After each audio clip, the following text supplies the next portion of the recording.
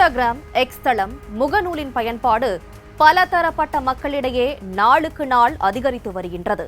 குறிப்பாக வீடுகளில் தனியாக இருக்கும் பெண்கள் சிலர் ஆரம்பத்தில் இவற்றில் ரீல்ஸ் பார்க்க ஆரம்பிக்கின்றனர்.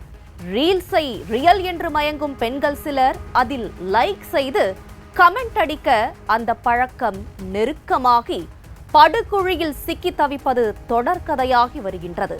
அந்த வகையில் இன்ஸ்டா தோழிகளை குறிவைத்து நகை பணம் பறித்துக் கொண்டு சென்னையில் ஹோட்டல் அறையில் சிறை வைக்கப்பட்ட சம்பவம் பெரும் பரபரப்பை ஏற்படுத்தியுள்ளது. சென்னை பாரிமுனையில் கொண்டிச்செட்டி தெருவில் உள்ள லாட்ஜில் உள்ள அறை ஒன்றில் பெண் ஒருவர் அடைத்து வைக்கப்பட்டிருப்பதாக எஸ்பிளனேடு போலீசாருக்கு தகவல் வந்தது. விரைந்து சென்ற போலீசார் அந்த அறையில் அடைத்து வைக்கப்பட்டிருந்த 34 வயது மதிக்கத்தக்க அந்த பெண்ணை மீட்டனர். யார் அந்த பெண்? எப்படி இங்கு வந்தார்?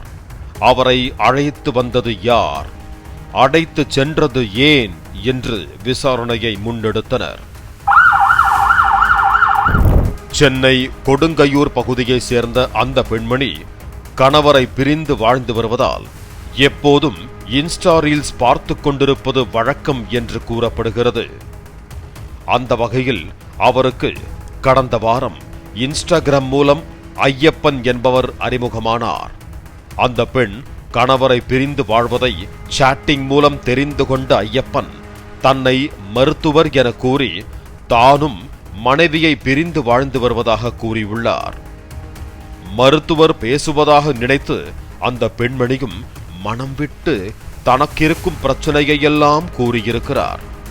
ஐயப்பனும் ஆலோசனை வழங்குவது போல அவரது மனதுக்கு இதமாக பேசி அந்த பெண்மணியை கவர்ந்துள்ளார். ஐயப்பன் பேசும் திறமையை கண்டு அவரை நேரில் சந்திக்கும் ஆவல் அந்த பெண்மணிக்கு ஏற்பட்டுள்ளது. அந்த பெண்ணுக்கு பண தேவை என அறிந்து கொண்ட ஐயப்பன் தான் குறைந்த வட்டிக்கு பணம் தருவதாக ஆசை வார்த்தை கூறியுள்ளார். இதனை நம்பி அந்த பெண்ணும் தான் நேரில் சந்திக்க விரும்புவதாக தெரிவித்துள்ளார். இதையடுத்து மூலக்கடை அருகே வந்து பணத்தை பெற்றுக்கொள்ளுமாறு ஐயப்பன் அழைத்துள்ளார்.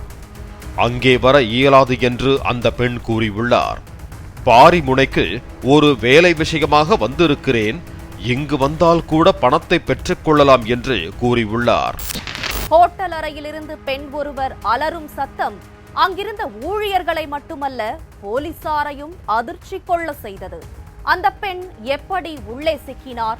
பெண்ணை அடைத்து வைத்து சென்றது ஏன் என்று விசாரணையை முன்னெடுத்த போலீசாருக்கு கிடைத்த தகவல்கள் ஒவ்வொன்றும் அதிர்ச்சிக்குரியவை. இதனை நம்பி பாரிமுனைக்கு சென்ற அந்த பெண்மணியை ஐயப்பன் தான் தங்கியிருந்த ஹோட்டலுக்கு அழைத்துச் செல்வதாக கூறி லாட்ஜுக்கு கூட்டிச் சென்றுள்ளார். அங்கு சென்றதும் அந்த பெண் தான் அணிந்திருந்த நகைகளை கழற்றி கைப்பையில் போட்டுள்ளார். பின்னர் இருவரும் தனிமையில் இருந்துள்ளனர். அப்போது அந்த அறையில் மறைந்திருந்த மேலும் இருவர் வெளியே வந்துள்ளனர். இதனை கண்டு அந்த பெண்மணி மிரண்டு போன நிலையில், பயப்பட வேண்டாம், இவர்கள்தான் பினான்சியர்கள், இவர்களுக்கும் அட்ஜஸ்ட் செய்தால் போதும், பணம் கிடைத்துவிடும் என்று கூறி அந்த பெண்ணை சமாதானப்படுத்தியதாக கூறப்படுகிறது.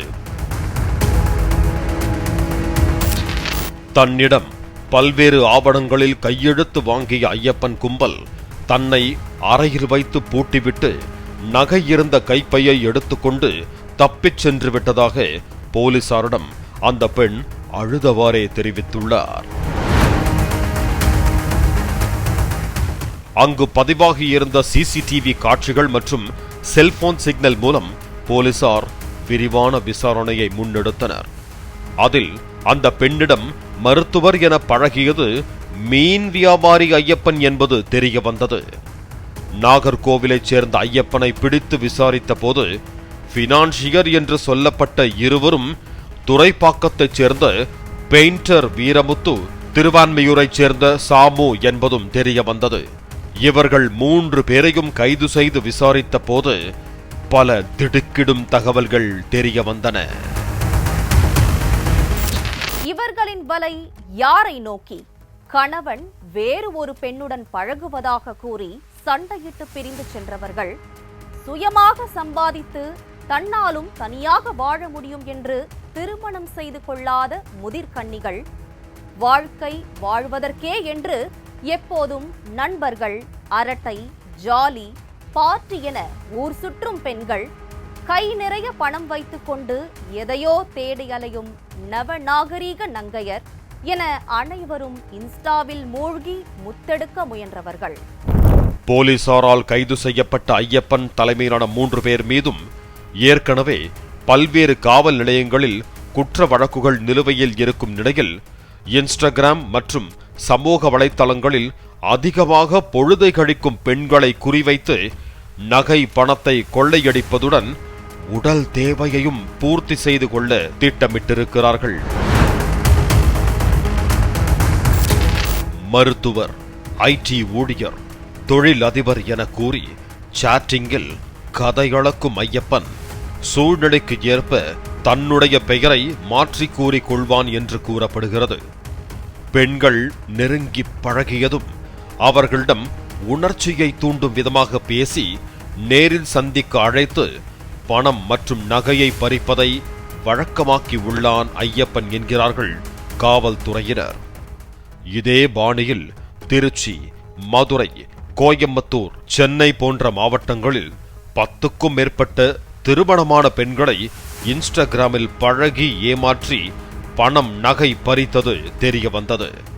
கைது செய்யப்பட்ட 3 பேரையும் நீதிமன்றத்தில் ஆஜர்படுத்தி சிறையில் அடைத்தனர்.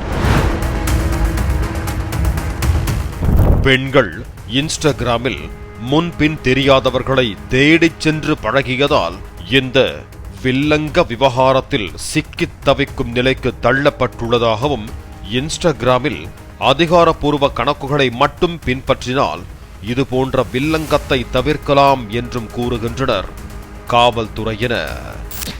சமூக வலைதளங்கள் மன அழுத்தத்தை குறைக்க உருவாக்கப்பட்டவை. பணிச்சுமையை குறைக்க சற்று நேரம் அதில் இளைப்பாறலாம். அதை விடுத்து வேலையை மறந்து, கடமையை மறந்து எப்போதும் அதில் நேரத்தை போக்குவது நமக்கு நாமே குழிவெட்டிக் கொள்வதற்கு சமம்.